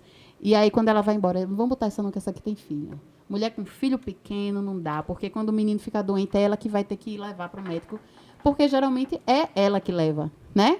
Ou seja, nós fazemos um grande favor à sociedade. Favor não. Fazemos um grande dever à humanidade de perpetuar a espécie e somos penalizadas por isso. Olha que injustiça. Não é para se indignar? Muito. Né? Muito injustiça. E eu estou falando muito. Me diz uma coisa. Nessa sua atuação aí na advocacia, você tem algum caso assim que chamou muita atenção? Alguma coisa assim muito forte? Algo que, porra, não acredito que isso aconteceu, ou que eu tô cuidando desse caso, ou algo assim que impactou muito, um caso assim, ou de violência, ou sei lá, uma alienação parental forte, que também é uma forma de violência. Uhum. Né? Eu acho que é terrível isso daí. Você tem algum caso assim que... Então, especialmente a alienação parental, é interessante dizer que, geralmente, a pecha da alienadora recai sobre as mulheres e é a maior estratégia utilizada para os abusadores, inclusive em contexto de abuso sexual. Inclusive, existe uma corrente, eu consigo me inserir nessa corrente pela necessidade da revogação da lei da alienação parental, porque nós já temos o ECA. Mas, pensando num caso, né, que eu não vou dizer que é pitoresco, mas um caso que me chocou muito, eu até citei aqui ele por cima, que foi um caso de assédio sexual contra uma trabalhadora, foi na Justiça do Trabalho, e essa moça, enfim, passou um episódio terrível, alguns episódios de assédio sexual. A gente não conseguia construir muitas provas, porque o assédio sexual tem como marca forte o fato de acontecer, sobretudo, entre quatro paredes, né? Em lugares fechados, salas fechadas. Onde o grito não é ouvido, né? Exatamente. E o que foi que aconteceu? A gente entrou com ação, pediu inversão do ônus da prova por conta das câmeras de vigilância que a empresa poderia apresentar e não apresentou. E o advogado, quando apresentou a contestação, uma das alegações assim, que realmente me chocou foi o fato de ele ter dito que a nossa cliente não poderia ser vítima de assédio porque ela era desprovida de atributos físicos. Ou seja, ela não poderia ser vítima de assédio porque ela era feia. Tipo Maria do Rosário lá. Tipo isso, não merece ser estuprada. Né? Foda, né? Foi demais, eu fiquei muito chocada na época. Como se o abusador olhasse para isso na hora que o instinto dele desperta, né? Perfeito, exatamente. E, na primeira instância, a magistrada não reconheceu o assédio, apesar de todos esses elementos, da palavra da vítima, de termos a fala de testemunhas a nosso favor, de ter visto a reclamante chorando pelos corredores. E aí a gente entrou com recurso. Cara, aqui... não sei, mas eu jamais escreveria isso numa peça. Pois é, não é absurdo. É Puta que chocante. pariu. Foi aí, mas a gente lavou a alma. A gente entrou com recurso e caiu, e aqui eu faço uma referência ao João Leite, foi meu professor. E ele simplesmente foi incrível. A condução dele, quando do julgamento do recurso, foi fenomenal. Assim, nesse caso, apesar do segredo de justiça ser necessário, eu lamento não ter aquele arquivo daquela sessão, porque foi realmente incrível.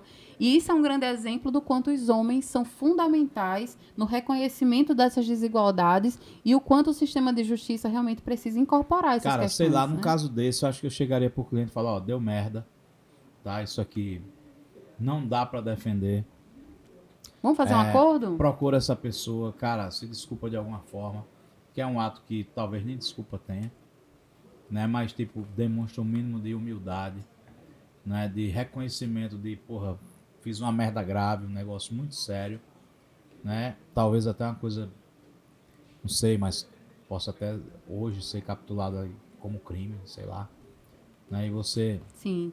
chama essa pessoa que olha no olho dela, né? Pede desculpa e bota a vida pra seguir e resolve isso, porque tem defesa, tem coisa que não tem defesa. Pois é, e ainda por cima, com esse tipo de artifício na Porra. petição, pelo amor de Deus, é muita... Se eu fosse magistrado, eu mandaria riscar, porque tem um dispositivo no CPC que manda você ocultar, né? Você... A gente até requereu, mas foi Puta negado. que pariu.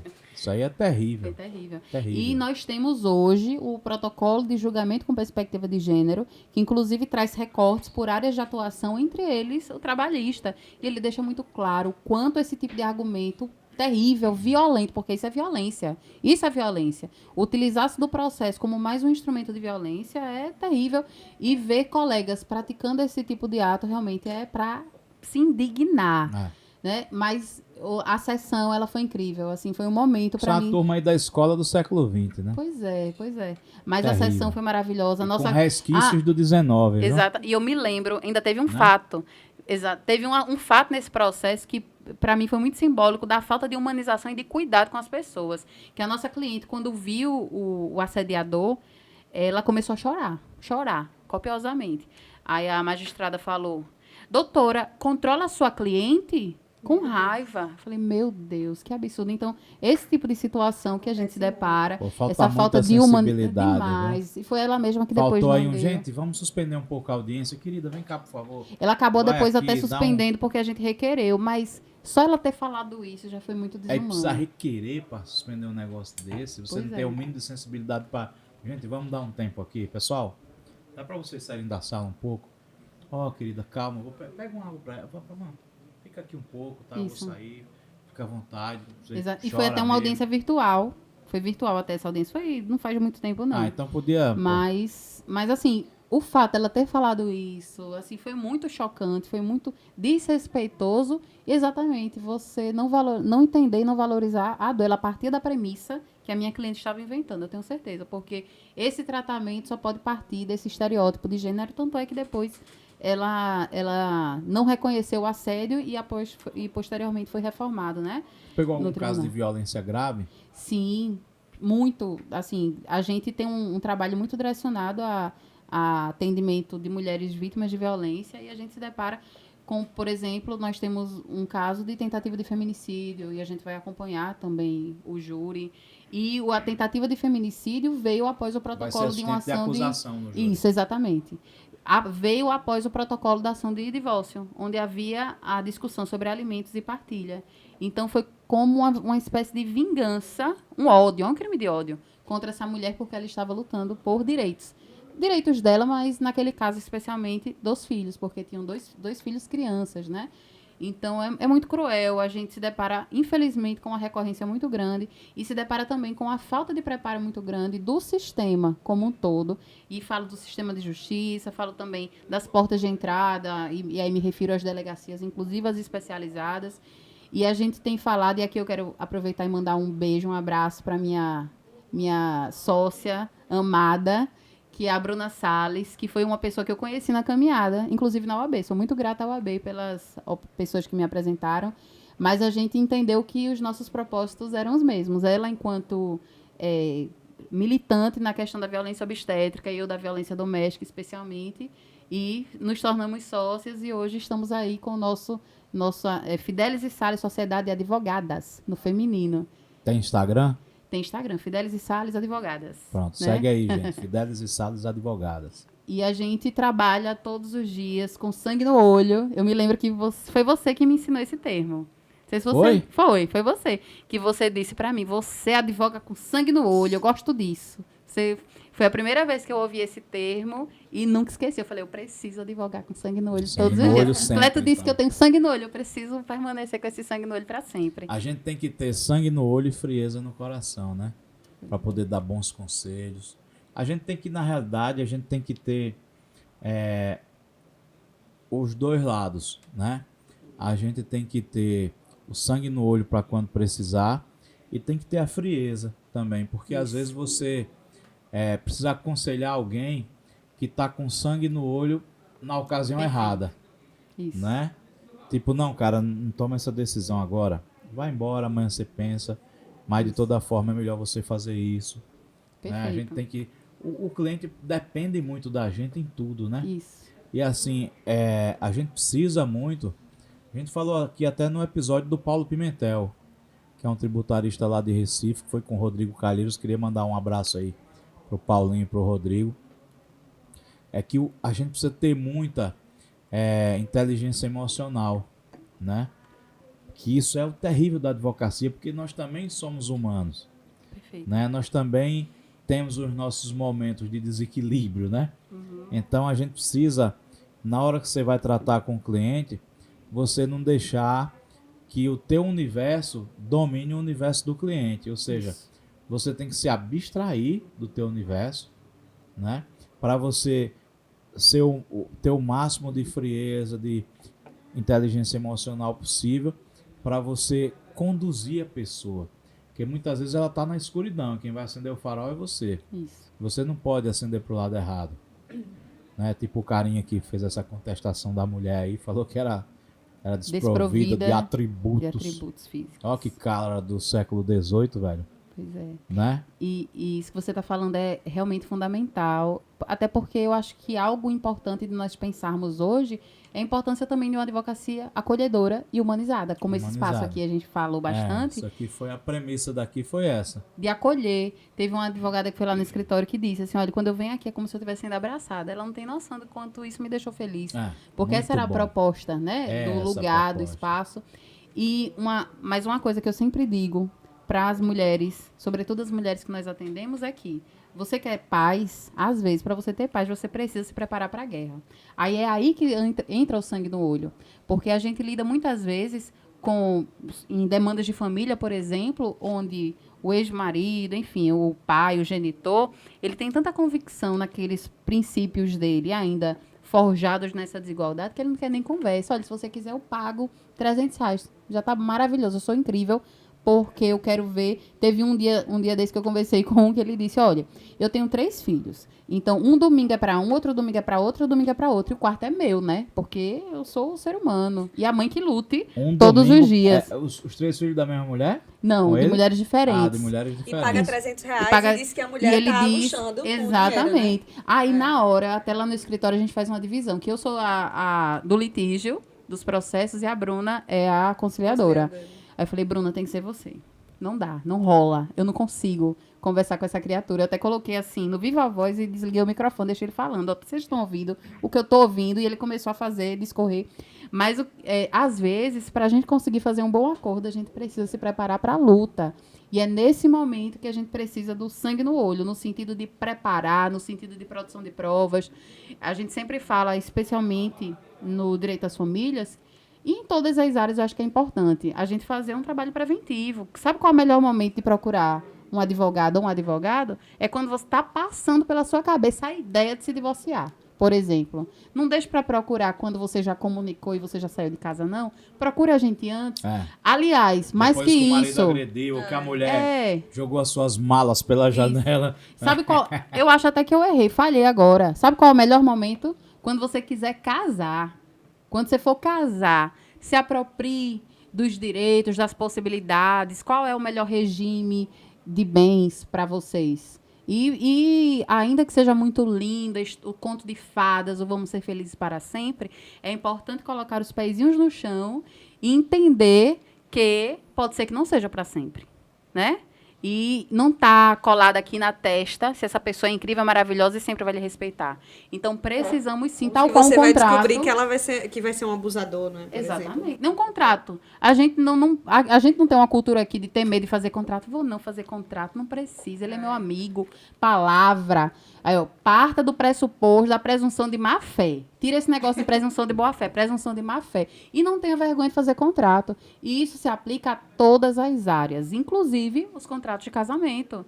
Então, que tenhamos essa cultura de contratualização e de pensar que colocar no papel, pensar na finitude das relações não é problema nenhum. Isso só mostra que natural, as pessoas estão... pensamento natural. Não é isso? Perfeito. E essa frieza, assim, na nossa profissão, o Cleto também me ensinou muito isso. Uma vez ele me disse, ele mandou uma mensagem pelo WhatsApp: Lulu, nunca deixe que as pessoas saibam o que você está pensando. Eu nunca esqueci isso. Perfeito. E essa frieza eu acabei construindo, inclusive, antes da minha formação.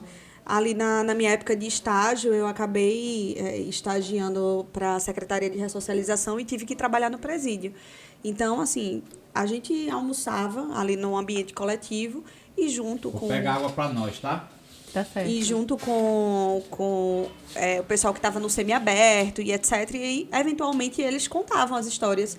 E aí, por que você está aqui? A gente compartilhava, né, experiência.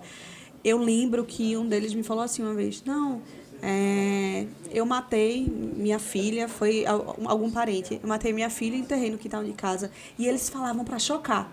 E eu tinha que ter a frieza, porque a primeira orientação era: você não pode demonstrar emoção. Você não pode demonstrar que está com medo e etc. Então, assim, imagine uma menina com 20, 21 anos. Eu ficava, meu Deus do céu, para me acabar. E aquele período de experiência ali, dentro do presídio, foi muito importante para mim. Quando eu cheguei, eu lembro que eles falaram: tome cuidado com a comida do refeitório, porque eles podem colocar cacos de vidros nas comidas e etc. Então, assim, já era um ambiente muito hostil, de muito medo. Não atravesse aqui, porque como é um complexo penitenciário, então eles falavam: não atravesse sozinha. E se você estiver no ponto de ônibus, não fale que você trabalha aqui, porque pode passar um carro e eu não sei nem se isso é verdade, tá? Mas era a orientação que eles davam. Se um carro passar e parar e perguntar: e aí, você trabalha aqui no complexo penitenciário? Não responda, porque eles vão atirar. Então, assim, era um momento de tensão a todo tempo e a gente precisava manter esse equilíbrio emocional. E aí eu passei para a minha fase profissional, me formei, enfim, como advogada, já com um pouquinho de bagagem por causa desses estágios que eu passei. Estagiei durante toda a faculdade, os 5 anos de faculdade, eu estagiei. Então, eu trouxe...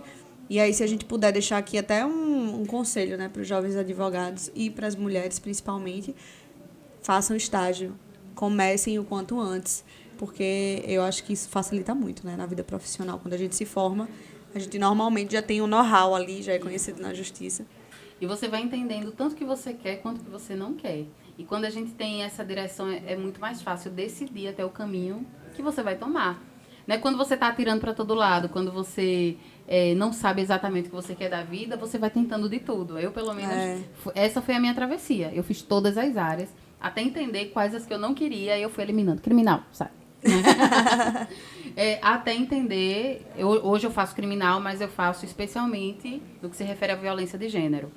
Mas é importante para você saber que caminho seguir, você passar por alguns lugares e entender. E o quanto antes você puder fazer isso, seja no estágio, né, seja nas oportunidades que você encontra, com certeza é muito mais fácil você, né, tomar o seu rumo, né, entender a sua trilha, qual é o seu propósito, qual é o seu caminho. Quando você estava falando sobre a sua história, você disse que quando você fez uma sustentação para... não lembro qual era a política, isso te trouxe uma autoestima. Isso. Eu queria saber de que forma você estava se referindo a isso. Antes disso, você não se sentia tão capaz, porque a gente é atravessada, né, por essas questões. E aí teve um momento chave para que você decidisse: não, parece que eu sou boa, sabe? Isso.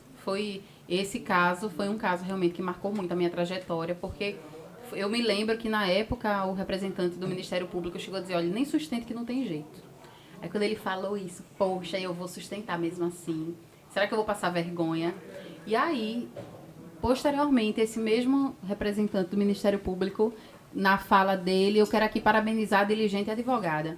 E eu me lembro que quando eu liguei na época para Rosinha, quando a gente ganhou a causa, eu disse: olha, Rosinha, você quer uma notícia boa, você quer uma notícia incrível?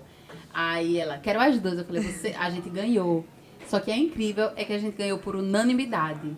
Então, assim, para mim foi um divisor de águas E toda vez que eu tinha uma dificuldade, quando ficava com aquele friozinho na barriga, de fazer uma fala pública, de estar num lugar, eu me lembrava desse dia. Ó, se eu conseguir aquilo ali, eu consigo tudo. Depois daquela sustentação e daquela vitória, eu faço tudo. E eu tenho essa característica. Assim, eu sou uma pessoa tímida. Né? Às vezes parece até que não faz sentido eu estar falando isso por estar falando tanto. Mas eu sou uma pessoa que sempre tem um frio na barriga quando vai para qualquer lugar.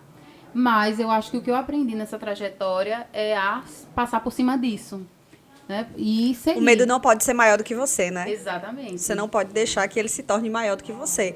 E, assim, sobre essa questão da autoestima, é muito interessante a gente pensar que, às vezes, a gente é atravessada, né, na nossa vida profissional por várias questões, por várias situações que a gente não se entende como capaz. Te convidar para dar uma palestra, ou então para você se candidatar a algum cargo ali dentro da OAB e etc. Mas o que foi que essa pessoa viu em mim que eu não consigo enxergar? E aí é muito louco acreditar que a gente não tem essa perspectiva do outro, né? E aí você vencer os seus medos e entender, não, eu posso ocupar esse espaço, eu acho que é libertador. Eu, pelo menos na minha trajetória, é engraçado, porque na minha infância eu me enxergava tão sem medo, sabe?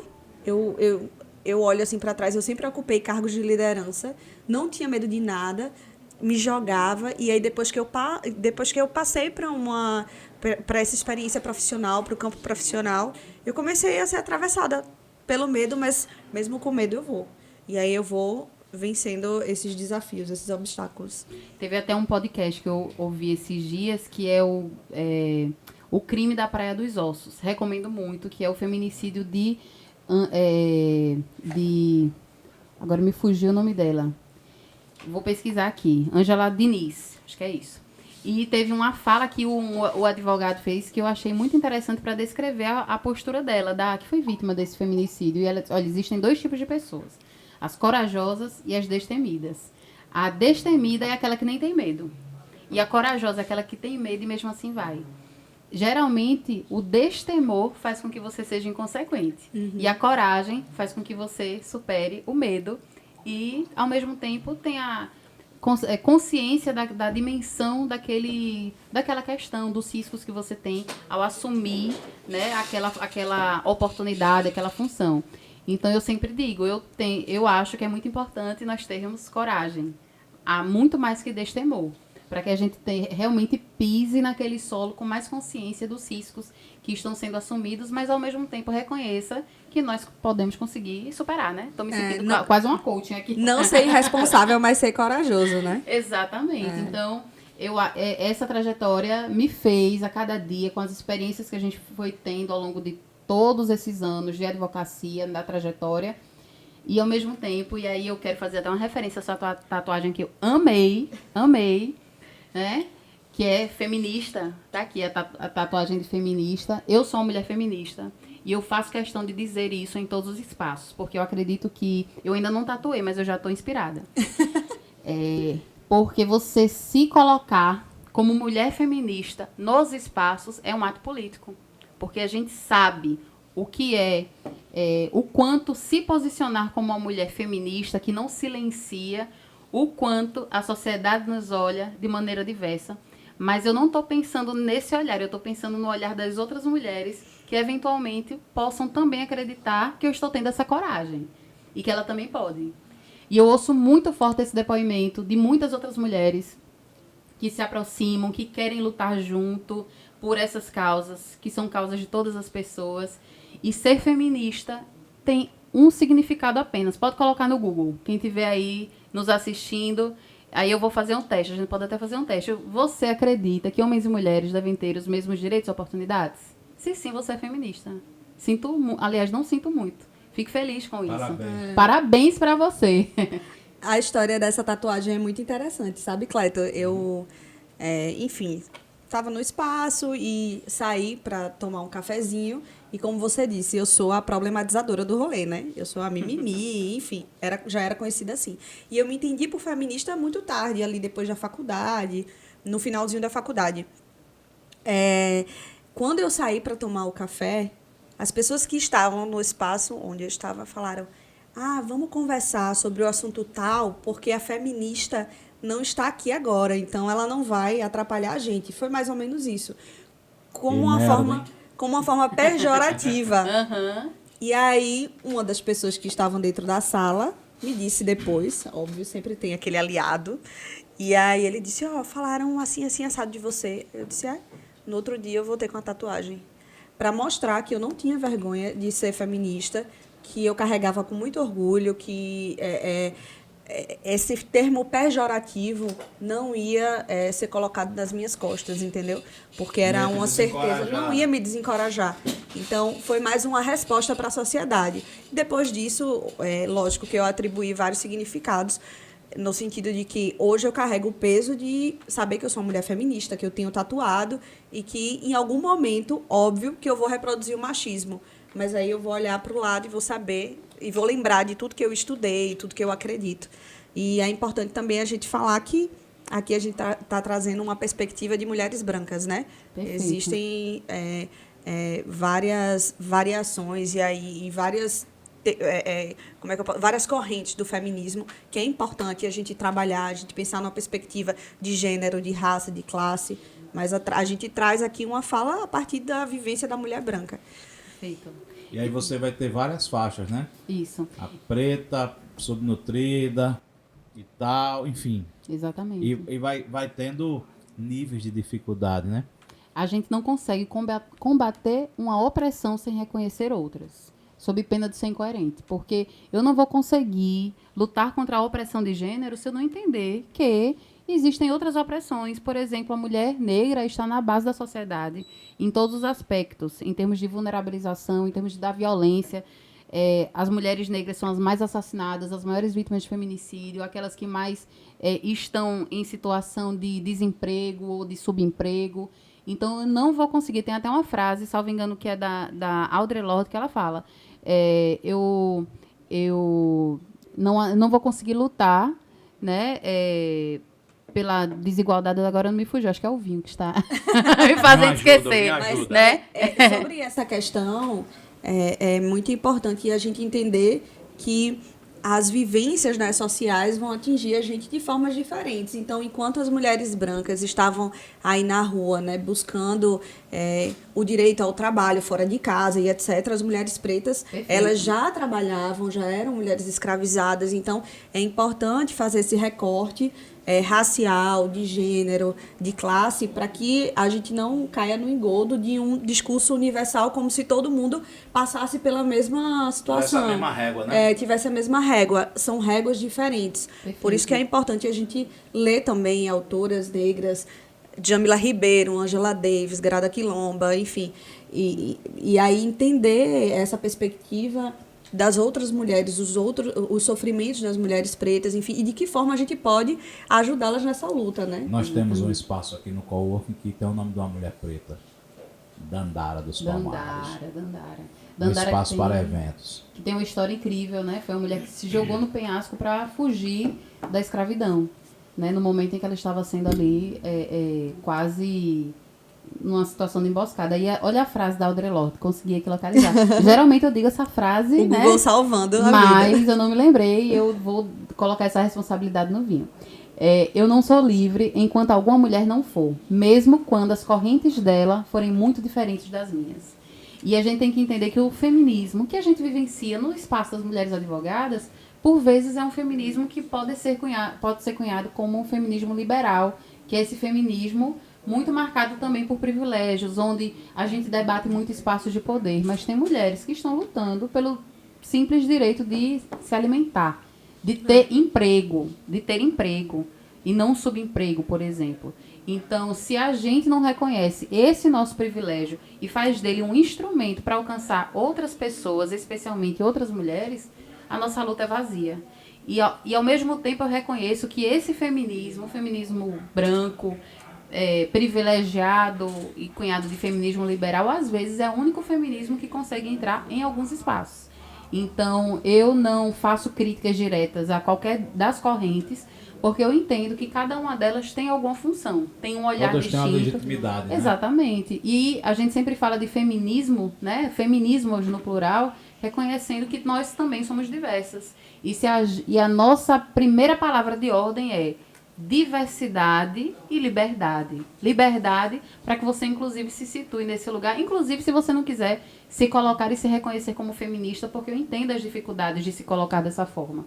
Mas é muito importante saber onde se está pisando e, ao mesmo tempo, por favor, não critique aquela que está lutando também, porque no final também é por você, também é por todas as pessoas. Então, fica aqui também esse pedido. É por todos, né? Exatamente. Não é só todos e todas. Pela bandeira. Perfeito. Isso vai repercutir numa sociedade melhor, né? Exatamente. Mais equilibrada, mais harmônica, né? Isso. Para nós, para os nossos filhos e filhas, para a minha Valentina, né?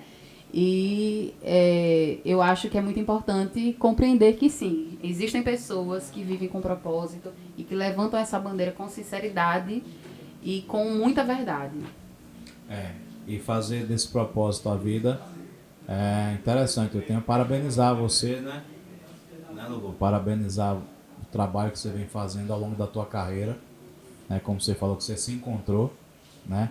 Eu acho que é super importante na vida a gente se encontrar, né? Ter força, ânimo, gosto, vontade, seja lá como a gente chame cada dia, né? Esse ato de abrir os olhos e vai começar mais um dia. O que é que vai me mover hoje? Isso. É força? É vontade? É tesão? É propósito? Né? Desejo. Desejo? Alegria? O que? De sair dessa cama para segurar nessa bandeira e caminhar novamente, né? Isso mesmo. Então eu acho que a gente tem muito que conversar ainda, né? Vamos depois fazer mais episódio com você, né? Outro dia até te convidar também para ser uma co-host aqui, uma co-anfitriã desse correndo. espaço, né?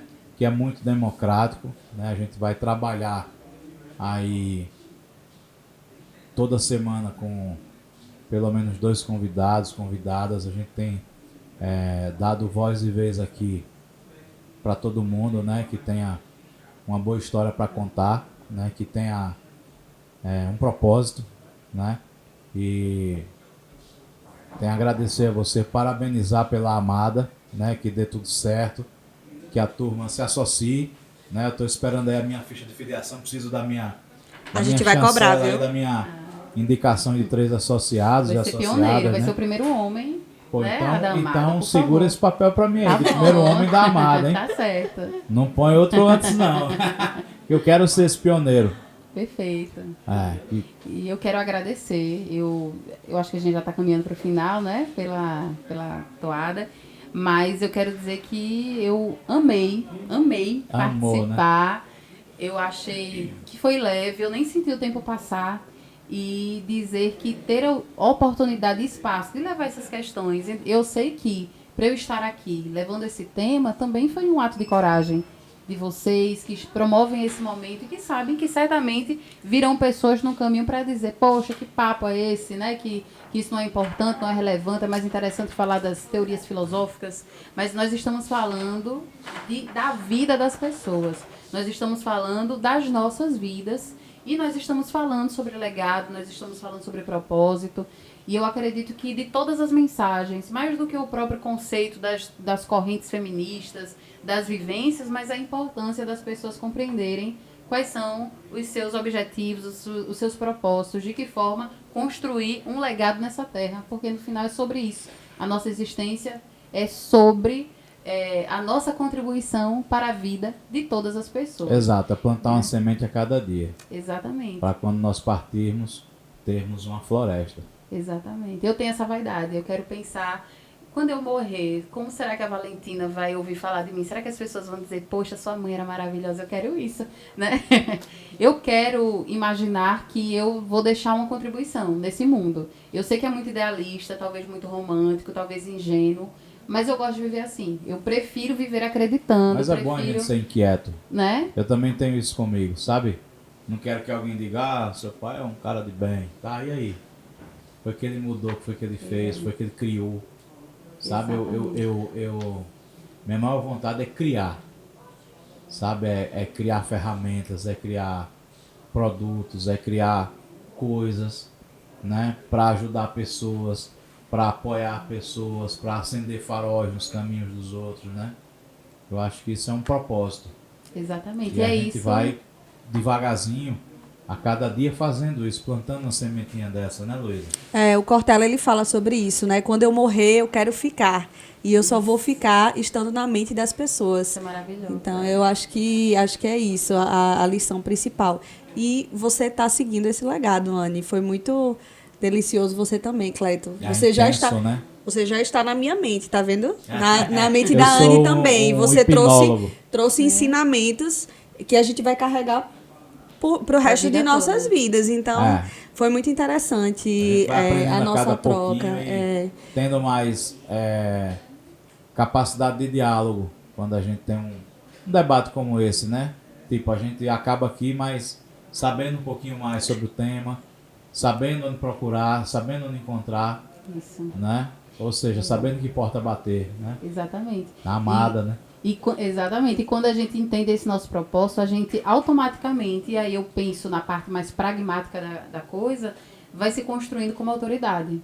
E as pessoas lhe têm como referência naquele determinado tema. E eu acho que é algo interessante também para a advocacia.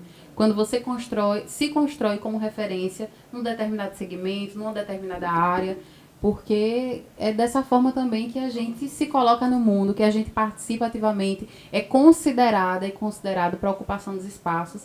Então, eu sou muito feliz de ter encontrado esse lugar e como eu disse, né, de ter essa motivação para despertar todos os dias.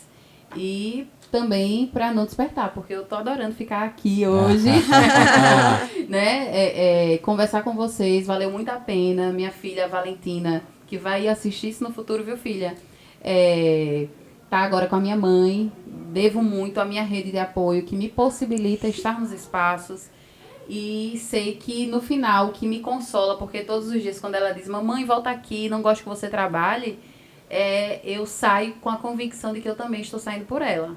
Colocando mais um tijolinho para ela ali, né? Exatamente. Eu quero que ela tenha orgulho da mãe dela, eu quero que a minha mãe tenha orgulho de mim.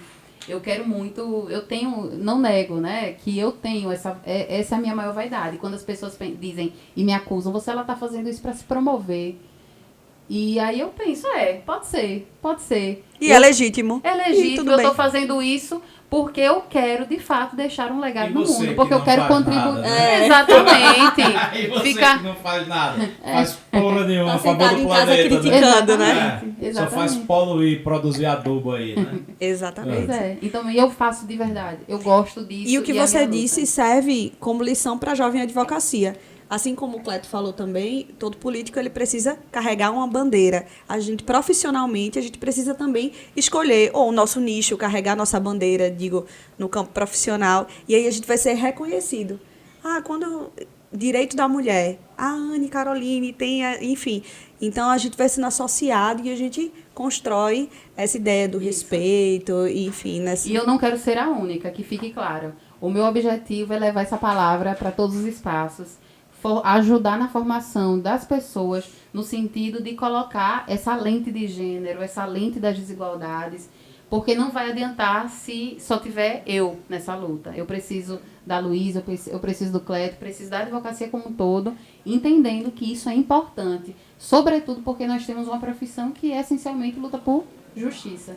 Existe justiça com desigualdade? Não existe. Então, né, que lutemos por justiça. É um princípio constitucional, né? Exatamente. Está no nosso juramento, a defesa dos direitos humanos. As pessoas esquecem, negam, acho que é besteira, mas faz parte da nossa luta. E eu quero aproveitar também aqui para agradecer as pessoas que passaram no meu caminho. Eu faço uma referência ao Nivaldo, que me nomeou como presidente da Comissão de Direitos Humanos quando eu estava com 9 meses de gestação. E se prática é critério da verdade, eu acho que esse foi um bom exemplo de prática. E eu sou muito grata por isso. Eu referencio tantas pessoas que passaram pela minha caminhada, pela minha história, como você, como... São tantos nomes que a gente fica sem conseguir referenciar, mas eu faço aqui referência a Juliana Modesto, que é nossa amiga que sempre está aqui. Faço referência a Marinela, que foi quando eu decidi participar da OAB, quando eu vi uma mulher ocupando aquele espaço. E referenciar a minha família, né? Especialmente a minha mãe e a minha filha e ao meu pai, que não está mais aqui, mas que lhe conheceu. É, né? tu que pensa que ele não está.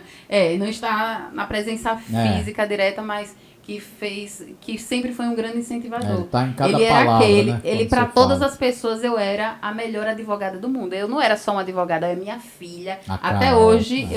eu recebo clientes porque meu pai indicou. Meu pai faleceu há quase 2 anos. E até hoje eu recebo clientes que ele deixava o meu cartão. Para vocês terem uma ideia, essa oportunidade que eu fiz referência, que foi da Rosinha da Defal, foi porque meu pai encontrou ela no elevador. E olha, eu tenho uma filha que é muito boa advogada. Ela passou em primeiro lugar na OAB. Eu falei, pai, não existe ordem classificatória na OAB. Mas é primeiro lugar. Ela passou em primeiro lugar no vestibular, eu passei em 40º. Mas eu era primeiro Foi o lugar em seu tudo. melhor embaixador, teu pai, né? Demais, então eu devo muito às pessoas que acreditaram em mim ao longo dessa trajetória. E eu também quero ser essas pessoas para outras pessoas. Então é isso que me move. Tenho certeza que tu tá sendo, viu? Muito obrigada. Parabéns e vamos amar. Vamos Vamos embora. amar, é isso aí. Que sejam todas amadas. Tá no Exatamente. caminho certo. Obrigada, Cleto, também pelo Valeu, convite. Foi maravilhoso compartilhar esse espaço. Sempre engrandecedor conversar com vocês. Estou muito Advogando feliz. com Luísa. Advogando com Luísa. Cálculos e execução trabalhista. É isso aí. E como diria Nina Simone, você tem que aprender a levantar-se da mesa quando o amor não estiver mais sendo servido, né? Eu gostaria de permanecer nessa mesa por muito tempo, porque o amor foi muito servido aqui. E muito obrigada por essa oportunidade. Mas é só a primeira vez e é mais um lugar para você. Muito Quando você obrigada. estiver passando por perto, sabe? Eu sei que a gente nunca tá desocupado, mas, pô, eu tenho tempo para um café. Mesmo que eu não esteja, que a Luísa não esteja, toca a campainha, cara. Alguém vai te receber. Oh, que maravilha. Com muito amor. Com muito Com amor. muito amor. Estarei aqui. Se É preparem, isso aí. que vai ser uma tocadora de É, campainha. esse aqui lugar direto. foi especialmente planejado com muito amor. Muito obrigada. Valeu? Valeu. Valeu, Emocionada. Anny. Valeu, Lu. Valeu.